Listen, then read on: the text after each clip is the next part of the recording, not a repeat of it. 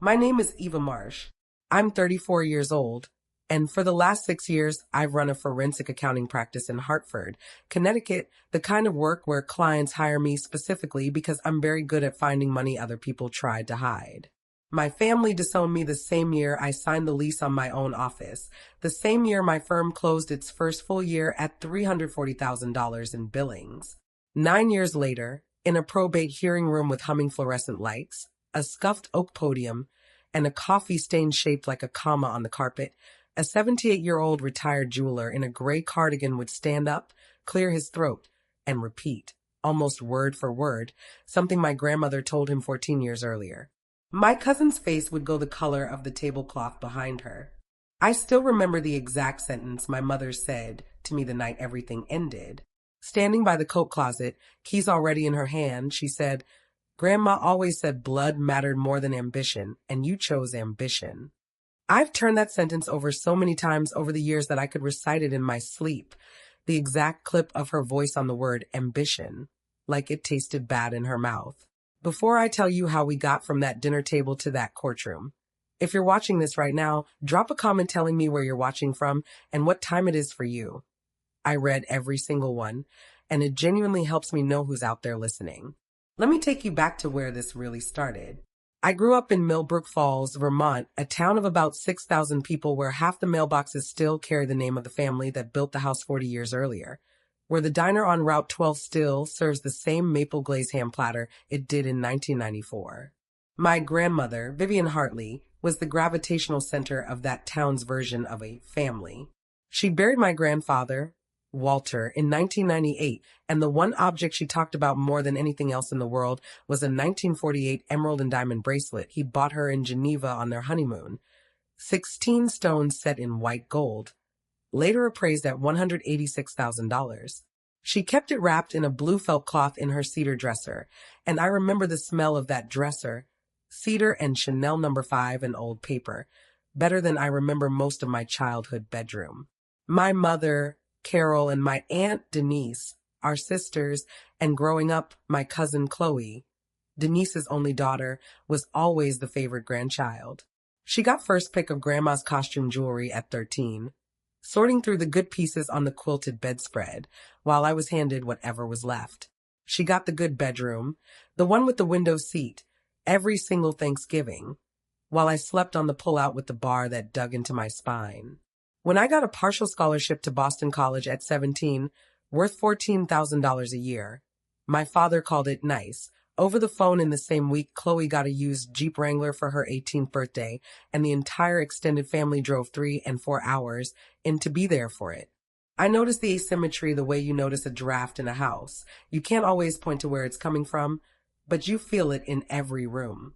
Grandma Vivian never openly played favorites in front of guests, but there were small tells if you were paying attention. She kept a photo of Chloe's college graduation on the living room mantel in a silver frame, while my own graduation photo, taken 2 years earlier, sat in a plain frame on the hallway bookshelf where visitors rarely looked. When I brought it up once, gently at 19, she patted my hand and said, "Every flower blooms on its own schedule, sweetheart," which sounded kind until I realized, years later, it wasn't really an answer at all. The break came on September 9th, 2013, a Monday when I was 25. Denise called me at 8:15 in the evening and said Chloe needed a co-signer for a $250,000 small business administration loan to open a boutique called Willow and Vine in Burlington. I'd already looked at Chloe's finances the year before, informally, the way you do for family when someone asks you to just glance at their credit report, and I knew she defaulted on a $40,000 personal loan back in 2011 and still owed roughly $6,200 on 2 credit cards. I understood exactly what co-signing would do to my credit, my own mortgage application, and my 2-year-old practice, which was barely turning a profit at that point. I said no. One word. No hedging, no long explanation, no apology attached to it.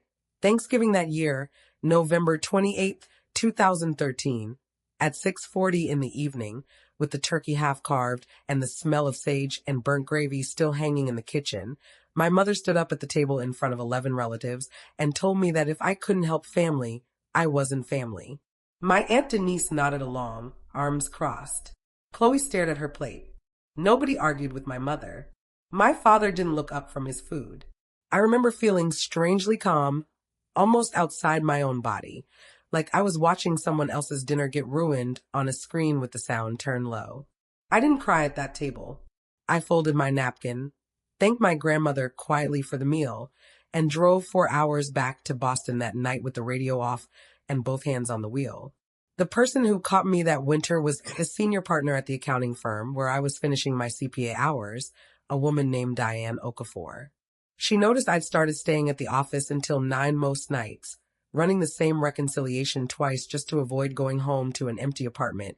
And one evening she finally said, "You can talk to me, or you can keep filing binders in the dark, but pick one." Diane became the person I called on Christmas Eve for the next several years. She read over my first client contracts.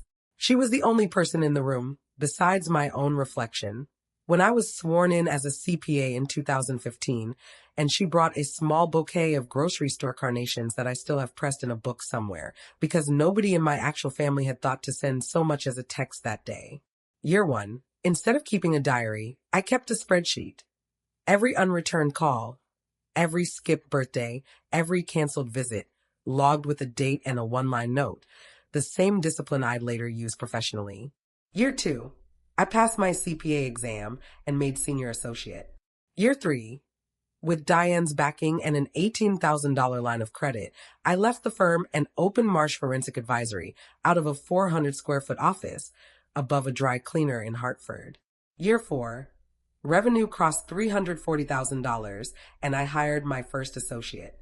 In all that time, the only contact from my family was a Christmas card in 2016 that Denise forwarded to me with a yellow sticky note reading, "Chloe says hi, nothing else attached, no return address."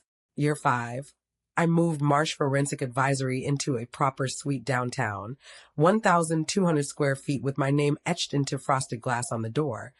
And I remember standing in front of it after the sign installer left, alone, at maybe 7 p.m. on a Tuesday, thinking that nobody from Millbrook Falls even knew this existed.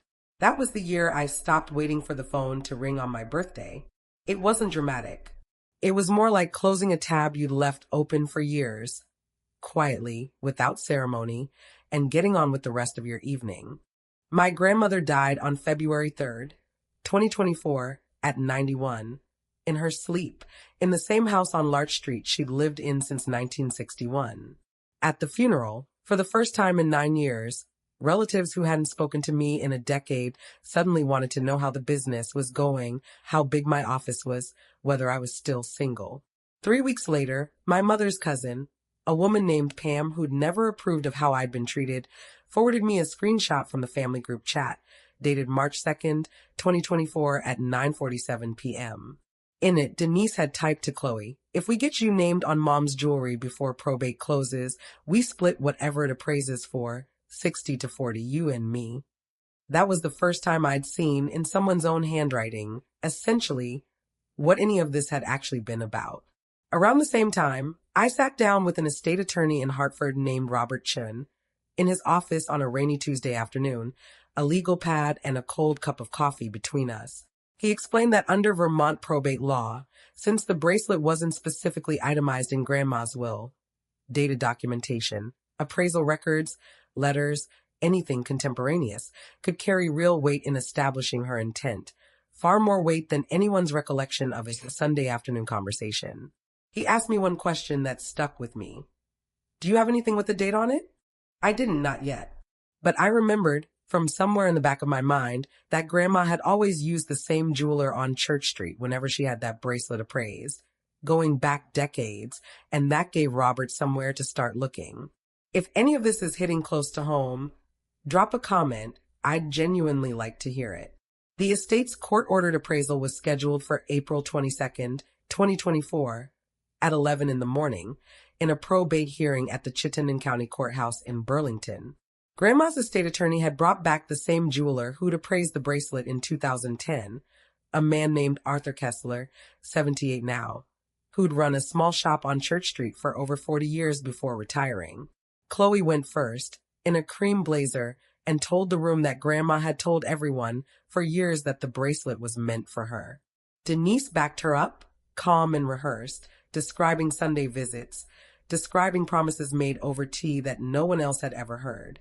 Then Arthur Kessler stood up, in the same gray cardigan he'd apparently worn to appraisals for decades, and opened a cracked leather ledger he'd kept from his shop, still bound in its original cover, pages gone soft at the corners. He read aloud from an entry dated June 14th, 2010, the last time Grandma had brought the bracelet in, ahead of what would have been Walter's anniversary. He said Vivian had stood right at his counter, under the same fluorescent display lights he still remembered clearly, turned the bracelet over once in her hands, and told him, unprompted, "This goes to my granddaughter Eva. She's the one who never once asked me for anything." He said he'd written it in the margin of his ledger, in blue ink, because it wasn't the kind of thing clients usually said out loud in a jewelry shop, and it had stayed with him for 14 years. The estate attorney asked him to confirm the date twice, and both times Kessler tapped the page and read it back exactly. June 14th, 2010, 2:15 in the afternoon. Chloe's attorney tried to suggest the note could have been added later, but Kessler produced the original claim ticket from that same day, stapled to the ledger page, with the shop's receipt stamped still legible. I stood up and said the only thing I said in that entire hearing. "You can rewrite a lot of things about our family, Denise. You can't rewrite a dated ledger." For 1 second, before she caught herself, something genuine crossed Denise's face. Not anger, something closer to grief. She said, quietly, almost to herself, "I just wanted something of hers I could actually hold on to." Then the old defensiveness came back, sharp and fast, and she challenged whether a 78-year-old man's memory could really be trusted after 14 years.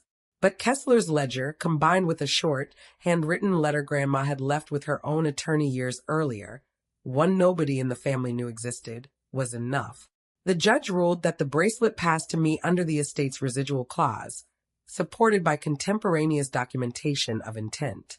What came out afterward wasn't anything I did to anyone.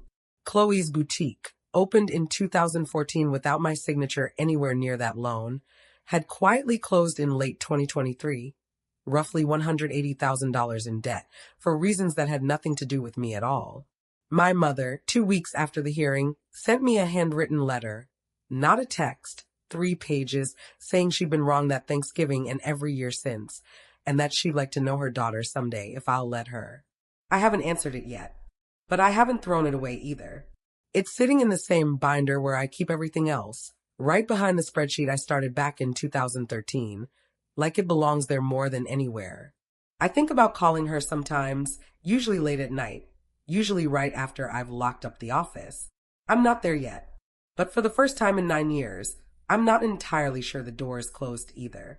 If there's one thing I'd want you to take from this, it's that you don't have to argue your way back into people's respect. Sometimes you just have to keep good records, keep your dignity, and let time and paperwork do the talking for you when your own voice would only get drowned out at that table. I didn't win anything in that courtroom by raising my voice, or listing every grievance from every Thanksgiving since 2013. I won it by being the one person in my family who had spent 9 years quietly building something nobody could argue with later.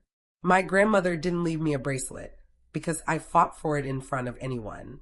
She left it to me because, for 9 years, I never once asked her or anyone in that family for a single thing, and it turns out she'd been keeping score of that long before I ever thought to keep score of anything myself.